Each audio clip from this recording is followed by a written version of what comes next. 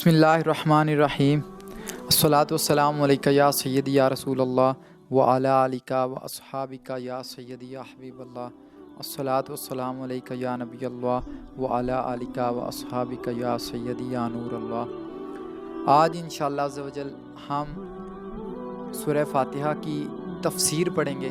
جو اہل تصوف نے سورہ فاتحہ کی تفسیر کی ہے ہم انشاءاللہ وہ پڑھیں گے کہ سورہ فاتحہ کی تفسیر کس طرح ہے۔ بسم اللہ الرحمن الرحیم۔ سب سے پہلے یہ بات یاد رکھیں کہ سورہ فاتحہ کا حفظ کرنا، سورہ فاتحہ کو یاد کرنا ہر مسلمان پہ فرض ہے، کیونکہ یہ ہر نماز میں پڑھی جاتی ہے، قرات کی جاتی ہے الحمدللہ رب العالمین، پوری سورہ فاتحہ یہ یاد کرنا ہر مسلمان پر فرض ہے۔ اس کا ایک ایک لفظ حرف صحیح ہونا چاہیے تلفظ کے ساتھ۔ آسمان سے جتنا بھی علم پہلے نازل ہوا یا اتارا گیا، تورات ہوگی، انجیل ہوگی، زبور ہوگی، یا دوسرے انبیاء کرام پہ جو صحیفے نازل ہوئے، ان ساروں کا جو مضمون ہے وہ قرآن مجید کے اندر موجود ہے، خلاصہ ہے، ان ساری کتابوں کا خلاصہ قرآن مجید کے اندر موجود ہے، اور قرآن مجید کا سارا خلاصہ سورہ فاتحہ کے اندر موجود۔ تو سورہ فاتحہ کو یاد کرنا اس کی بڑی برکتیں ہیں۔ سورہ فاتحہ کی پہلی 3 آیتیں صوفیاء اہل تصوف کے نزدیک، سورہ فاتحہ کی پہلی 3 آیتیں جو ہیں وہ نفس کی ہوس ہے اس کے تزکیے کے لیے ہیں، کہ اس کو پاک کیسے کرنا ہے، اپنے نفس کو صاف کیسے کرنا ہے۔ صوفیاء نے فرمایا کہ پہلی 3 آیتیں جو ہیں قرآن مجید میں، سورہ فاتحہ کی پہلی 3 آیتیں یہ نفس کے تزکیہ کے لیے ہیں۔ تو ہم آج پڑھیں گے کہ یہ کس طرح نفس کا تزکیہ اس میں ہوتا ہے۔ پہلی آیت ہے بسم اللہ الرحمن الرحیم الحمدللہ رب العالمین۔ ترجمہ کنز ایمان، سب خوبیاں اللہ تعالیٰ کی ذات کے لیے ہیں جو سارے جہانوں کا رب ہے، رب العالمین، سارے جہانوں کا رب ہے، سارے جہانوں کا پالنے والا ہے۔ اب رب کسے کہتے ہیں؟ رب کہتے ہیں ایسی ذات کو جو کسی بھی چیز کو درجہ کمال تک پہنچا دے، کسی بھی چیز کو، کسی انسان کو درجہ کمال تک پہنچا دے، رب اسے کہتے ہیں، جس کے ہاتھ میں سارا کچھ ہو اور جو ہر چیز پہ قادر ہو۔ ان اللہ علی کل شیء قدیر، جو ہر چیز پہ قادر ہو، ہر چیز اس کے ہاتھ میں۔ تو سورہ فاتحہ کی پہلی آیت ادھر فرمایا جا رہا ہے کہ اللہ تعالیٰ، اللہ رب العزت سارے جہان کا رب ہے۔ سب کو پالنے والا کون ہے؟ اللہ تعالیٰ کی ذات۔ تو صوفیاء فرماتے ہیں ادھر ایک چیز پہ غور کرنا ہے کہ یہ دیکھو کہ سب کا رب ہے، صرف میرا یا اس کا نہیں، صرف اس کا ہے تو میرا نہیں، ایسے نہیں ہے، ساروں کا رب ہے۔ تو فرماتے ہیں پہلی آیت کس چیز کے لیے ہے؟ اس چیز کے لیے پہلی آیت کہتی ہے کہ میں اللہ کی ربوبیت عامہ کا شعور تیرے قلب و باطن میں پیدا کر کے حوث نفسانی کا علاج کرتا ہوں۔ یعنی کہ جب پہلی آیت کو بندہ سمجھ لے تو وہ اپنے اندر سے ایک حوث اٹھتی ہے۔ وہ حوث کیا ہے؟ وہ حوث یہ ہے کہ اس کے پاس یہ چیز ہے، میرے پاس کیوں؟ جو آگے بڑھ کے حسد تک پہنچتی ہے، حسد، اس سے یہ چیز چھن جائے اور مجھے مل جائے۔ پہلے خیال آتا ہے اس کے پاس یہ چیز، کار ہے، گاڑی ہے، بنگلہ ہے، پیسہ ہے، اس کے پاس ہے اور میرے پاس کیوں نہیں ہے؟ تو صوفیاء فرماتے ہیں اگر پہلی آیت سورہ فاتحہ کی سمجھ لی جائے، شعوری طور پہ اس کو سمجھا جائے، تو پھر کسی کے دل میں یہ خواہش پیدا نہیں ہوگی کہ اس کے پاس یہ چیز ہے تو میرے پاس کیوں نہیں۔ صوفیاء فرماتے ہیں کہ اگر دل کو پاک کرنا ہے اور نفس کو مارنا ہے، اگر دل کو پاک کرنا ہے، دل کا تزکیہ کرنا ہے، اس کو پاکیزہ بنانا ہے اور نفس کو مارنا ہے، تو پھر پہلی آیت کے مضمون کو سمجھنا پڑے گا۔ اللہ کے تصور میں یوں ڈوب کہ وہ ہر ایک کو پالنے والا ہے۔ اگر ایک بندہ اگر یہ سوچتا ہے کہ رب صرف میرا ہے، تو پھر تو یہ سوچ سکتا ہے کہ اس کے پاس یہ چیز کیوں ہے، کیونکہ رب تو میرا ہے۔ لیکن ادھر رب فرما رہا ہے میں صرف تیرا نہیں، سب کا رب ہوں، تجھے دے سکتا ہوں، پھر اسے بھی دے سکتا ہوں۔ اس بات پہ غور کرنا ہے کہ جو چیز، جو نعمت مجھے ملی ہے وہ مجھے ملی ہے، لیکن اس کو ملی ہے تو پھر اس نے رب سے چھین کے نہیں لی، رب نے اس پہ بھی کرم کیا ہے، اس کو بھی نعمت مل گئی ہے۔ اب اگر یہ بندہ سوچے کہ اس کے پاس نعمت کیوں ہے، تو یہ اس بندے پہ اعتراض نہیں کر رہا، یہ اللہ تعالیٰ کی تقسیم پہ اعتراض ہو رہا ہے کہ اللہ نے عطا کی ہے تو کیوں ہے۔ اور اگر اس آیت کا مفہوم سمجھ لینا کہ اللہ فرما رب العالمین، میں سارے جہانوں کا رب ہوں، جب بندہ یہ سوچتا ہے کہ رب اس کا بھی رب ہے اور میرا بھی رب ہے، اس کو بھی عطا کرنے والا وہ ہے اور مجھے بھی عطا کرنے والا وہ ہے، تو پھر بندے کے ذہن میں، بندے کے خیال میں یہ چیز نہیں رہتی کہ وہ کسی سے حسد کرے یا پھر اس کی اندر کی ہوس باہر آئے، ظاہر ہو، ہوس نفسانی یہ ہو کہ مجھے ملے اور اسے نہ ملے۔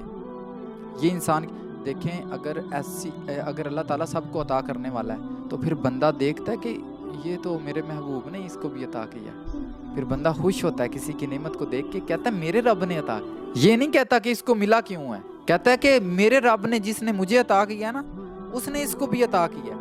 تو بندہ اس بات پہ خوشی مناتا ہے اور اس کا دل بھی ٹھنڈا ہوتا ہے، پھر وہ جس کو بھی دیکھتا ہے وہ کہتا ہے میرے محبوب نے عطا کیا۔ دیکھیں، اگر کوئی شخص یہ کہتا ہے کہ مجھے محبوب تو اچھا لگتا ہے، لیکن محبوب کے کپڑے، محبوب کا رہن سہن، محبوب کی اولاد، محبوب کا گھر، محبوب کا وطن یہ اچھا نہیں لگتا، تو پھر اس کی محبت سچی نہیں ہے۔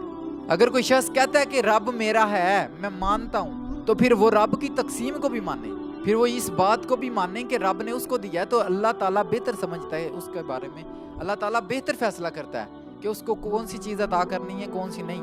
انسان جدھر بھی دیکھے گا، پھر جب یہ یقین ہو جائے کہ وہ سب کا رب ہے، سب کا خالق و مالک ایک ہے، انسان کی جب یہ کیفیت انسان اپنے دل پہ وارد کر لے کہ وہ سب کا رب ہے، پھر انسان خوش ہوتا ہے، حسد بھی نہیں کرتا۔ پھر اللہ تعالیٰ نے قرآن مجید میں ارشاد فرمایا نا، پھر انسان دیکھتا ہے جدھر اس کو اپنے رب کے جلوے نظر آتے ہیں، پھر محبوب کے ہی جلوے نظر آتے ہیں، پھر ہر شخص ہی اچھا لگتا ہے، پھر انسان کہتا ہے، اللہ تعالیٰ نے فرمایا فَأَيْنَا تُوَلُّوا فَثَمَّ وَجْهُ اللَّهِ، پھر تم جدھر دیکھو کہ تمہیں اللہ تعالیٰ کی ذات کی جھلک نظر آئے گی، پھر تم جدھر بھی دیکھو تمہیں اللہ تعالیٰ کی قدرت کے نظارے ہی نظر آئیں گے۔ کسی شاعر نے کیا کہا تھا نا کہ جگ میں آ کر ادھر ادھر دیکھا، تو ہی نظر آیا جدھر دیکھا، یعنی کہ پھر بندے کی نظر جدھر بھی جاتی ہے وہ اللہ تعالیٰ کی ربوبیت عامہ کو سمجھ کر چلتا ہے، وہ کہتا ہے کہ اللہ تعالیٰ کی ذات کریم ہے، وہ سب کو عطا کرنے والا، تو پھر وہ اعتراض نہیں کرتا کہ اس کو کیوں ملا ہے اور مجھے کیوں نہیں ملا۔ اب ربوبیت عامہ کو خالی دل سے تلاوت نہیں کرنا ہم نے، اب بس اتنا نہیں کہنا الحمدللہ رب العالمین، اب اس کو سوچنا ہے، اس کو دل پہ بھی اتارنا ہے کہ الحمدللہ رب العالمین، سارے جہان کا رب وہ ہے، تو پھر جس کو جو مرضی عطا کرے ہم نے خوشی رہنا، جس کو جو مرضی عطا کرے اس کی مرضی ہے، وہ قادر ہے، جس کو بھی عطا کرے گا ہم خوشی رہیں گے، جس حال میں وہ رکھے گا ہم خوش رہیں گے۔ پھر اگر اس آیت کے مضمون کو اپنے دل پہ اتار لیں تو پھر کیا ہوگا؟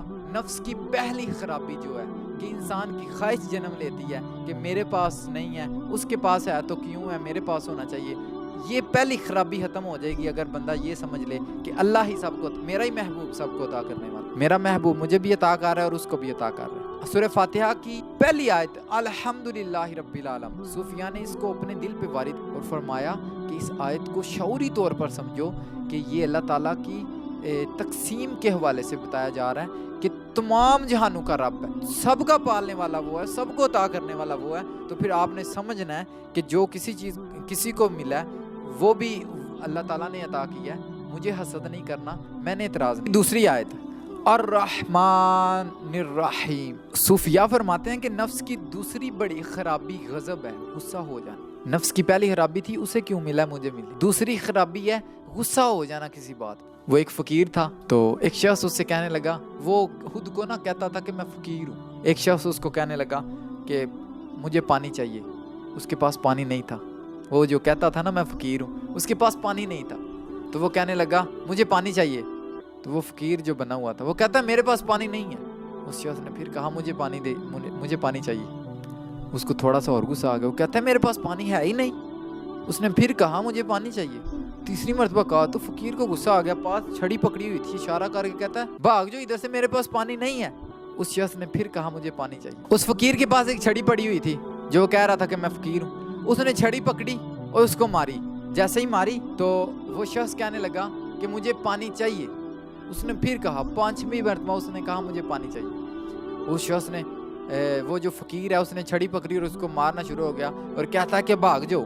وہ شخص کہنے لگا آپ تو اپنے آپ کو فقیر کہتے تھے، تو فقیروں کو تو اس طرح کا غصہ آتا ہی نہیں ہے، ایک پانی تو مانگا ہے، چاہے 5 دفعہ مانگا ہے، مانگا تو پانی ہے، کوئی بری بات نہیں کی، کوئی غلط بات نہیں، تو یہ غضب کی کیفیت۔ صوفیاء فرماتے ہیں جب غضب اور غصے، حرام جو غصہ ہے، جو آپ سے برائی کرواتا ہے غصہ، جو غضب ہے، اس کیفیت کو ختم کرنا ہے تو پھر دوسری آیت کو سمجھنا پڑے گا، الرحمن الرحیم، اللہ بڑا مہربان اور نہایت رحم والا۔ سورہ فاتحہ کی دوسری آیت اس خرابی کا علاج کرتی ہے۔ اگر نفس کے غضب کا علاج کرنا ہے تو رب کی رحمت کو دل پر وارد کرنا ہوگا۔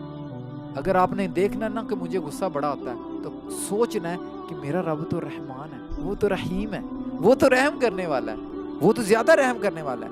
جو صوفیاء یا صوفیاء کے خادم ہیں، جو تصوف کی راہ پر چلنے والے ہیں، وہ اللہ کی رحمت کے مضمون کو اپنے دل پر وارد کرنے والے ہوتے ہیں۔ وہ صرف قرآن مجید کی تلاوت نہیں فرماتے، وہ اس کو سمجھتے ہیں اور شعوری طور پر اس کو سمجھ کر اس پر عمل کرتے ہیں اور اس کی کیفیات کو اپنے دل پر وارد کر کے اللہ کے مزید قریب ہونے کا ذریعہ سمجھ۔ جب بندہ یہ سوچ لے کہ اللہ تعالیٰ رحمان اور رحیم ہے، اب یہ دیکھیں ایک بڑا اچھا نقطہ سمجھ میں آیا کہ ایک شخص ہے وہ اللہ کو غضب نہ کرتا ہے، عبادت نہیں کرتا، کفر کرتا ہے، شرک کرتا ہے، وہ کہتا ہے اللہ ہے ہی کوئی نہیں، تو اللہ کو غضب نہ کیا، اللہ کو غصہ کیا، کیا اللہ نے اس کا رزق بند کر دیا؟ اس کو رزق مل رہا ہے، غضب نہ کر رہا ہے اللہ تعالیٰ، اس کا رزق بند نہیں کر رہا، اس کو ساری نعمتیں اسی طرح عطا ہو رہی ہیں۔ ایک شخص کہتا ہے اللہ زندگی دے ہی نہیں سکتا، مار ہی نہیں سکتا، تو اللہ تعالیٰ نے اسی وقت اس کو موت نہیں دے دی۔ اور ایک شخص موت کا انکار کر دیتا ہے تو اللہ تعالیٰ نے موت نہیں اس کو اسی وقت دے دی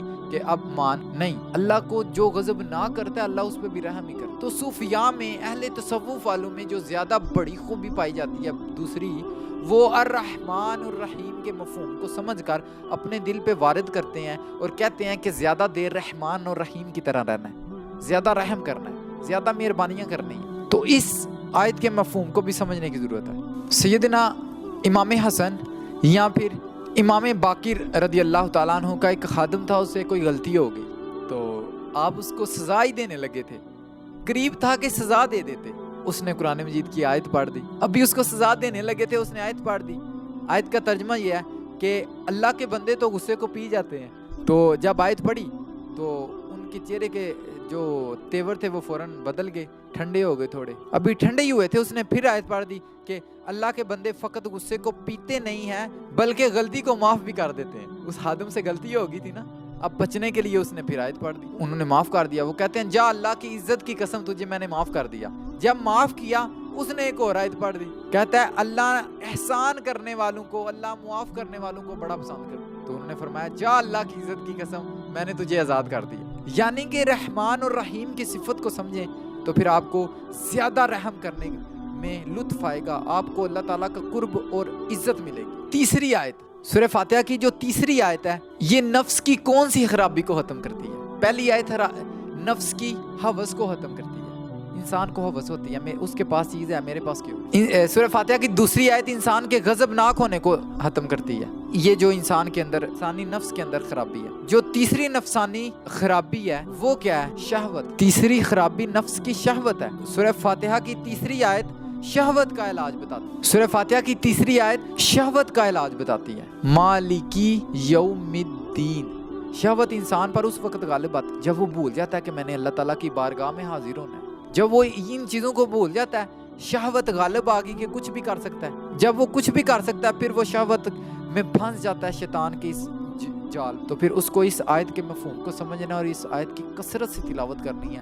مالکی یوم الدین، میں نے اللہ کی بارگاہ میں حاضر ہونا ہے۔ کیوں؟ کیونکہ وہ روز جزا کا مالک ہے۔ مالکی یوم الدین، وہ آخرت کی دن کا مالک ہے، وہ میرے سے پوچھے گا یہ کام تو نے کیوں کیا ہے، حساب لیا جائے گا۔ جب انسان کے ذہن میں یہ اس آیت کا مفہوم ہوگا کہ وہ آخرت کے دن کا مالک ہے، تو انسان کی جو تیسری خرابی ہے انسان کے اندر شہوت کی، تو وہ اس خرابی پہ بھی قابو پائے گا۔ اگر انسان اس آیت کے مفہوم کو سمجھ لے تو پھر نفس کبھی شہوت زدہ نہیں ہوتا اور ہلاکی اور بے راہ روی کی راہ پر کبھی نہیں چلتا۔ وہ فسق و فجور سے بچتا ہے، اللہ کا خوف غالب رہتا ہے۔ اب دو کنڈیشنیں ادھر پیدا ہو گئی ہیں، دو صورتیں پیدا ہو گئی۔ ایک بندہ گناہ سے بچ رہا ہے اللہ سے ڈر کے، جب وہ اللہ سے ڈر کے بچتا ہے، میں اللہ سے ڈر بھی رہا ہوں، تو وہ اللہ کے خوف سے گناہ سے بچتا ہے۔ یہ چھوٹی کنڈیشن ہے کہ اللہ سے ڈرا اور گناہ چھوڑ دیا، لیکن یہ پہلی شرط ہے۔ شروع میں وہ ڈرتا ہے، گناہ چھوڑتا ہے۔ جب اتنا ڈرتا ہے، گناہ چھوڑتا ہے، اللہ تعالیٰ اپنا قرب عطا کر دیتا ہے۔ جب اللہ اپنی پہچان اور معرفت عطا کر دیتا ہے تو پھر وہ ڈر کے چھوڑتا نہیں ہے۔ وہ کہیں بھی گناہ کرنے لگتا ہے تو کہتا ہے میرا محبوب مجھے دیکھ رہا ہے، حیا، شرم آتی ہے اس کو گناہ کرتا ہے۔ وہ کہتا ہے ڈر کے نہیں چھوڑنا، کیونکہ ڈرنے والا غلام ہوتا ہے، اور جو ڈرتا نہیں وہ آزاد ہوتا. ایک بندہ آزاد ہے، سب کچھ کر سکتا تھا، لیکن اس بات پہ اس نے چھوڑ دیا کہ میرے رب کی ذات مجھے دیکھ رہی ہے تو میں گناہ نہیں کروں گا، مجھے شرم آتی ہے، مجھے حیا آتی ہے، تو پھر اللہ کے حکم کی خلاف ورزی نہیں کرے گا. گناہ وہی کرتے ہیں جو بھول جاتے ہیں، جو محبوب کو بھول جاتے ہیں. اگر اللہ تعالیٰ کو اپنا محبوب بنا لیں، حضور صلی اللہ کی ذات کو محبوب بنا لیں، تو پھر گناہ کرنے کی جرت نہیں ہو اور یہ کیفیت پیدا ہو کہ اللہ تعالیٰ کی ذات مجھے دیکھ رہی ہے، اور یہ شعوری طور پہ قلب و باطن میں اس کیفیت کو وارد کریں کہ مجھے دیکھ رہا ہے، میرا رب مجھے دیکھ رہا ہے. جب وہ دیکھ رہا ہے تو پھر گناہ کرنے کی ہمت کون کرے؟ اور ہمت کیا، پھر بندہ شرم، جب اس کو اپنا محبوب بنا لے، اللہ قرب عطا کرے، پھر بندہ شرم کے ساتھ حیا کرے اللہ سے، میں ایسا نہیں کروں. تو نفس کی تیسری خرابی کا علاج سورہ فاتحہ کی تیسری آیت. اللہ تعالیٰ سے دعا ہے اللہ تعالیٰ ہمیں اس کو صحیح طریقے سے سمجھ کر اس پر عمل کرنے کی توفیق عطا فرمائے، اور ان تمام کیفیات کو اپنے دل پر وارد کرنے کی توفیق عطا فرمائے، تاکہ ہم مزید اللہ کا قرب حاصل کر سکیں، ہم مزید اللہ اور اس کے رسول صلی اللہ تعالی وسلم کے قریب ہو سکیں. آمین یا رب العالمین.